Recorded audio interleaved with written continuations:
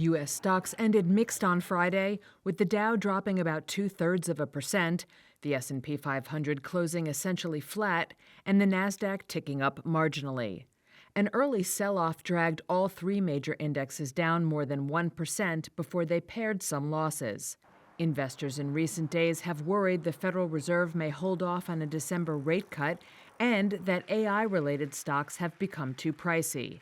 And while some say fears of a tech bubble are overblown, Grace Glockner, investment team member and director of national accounts at Scharf Investments, takes a more guarded view. It's difficult to say if it's a tech bubble.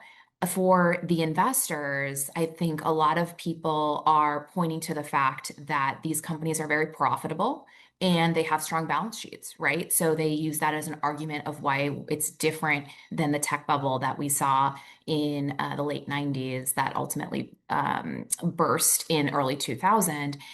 But for an equity investor, the majority of the value of those shares still relies on expected earnings growth in the future.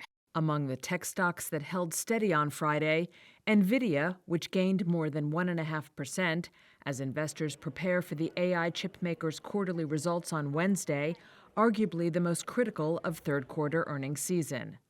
Among other movers, Warner Brothers Discovery gained 4% after the entertainment company said it had amended CEO David Zaslav's employment agreement amid a strategic review of its business.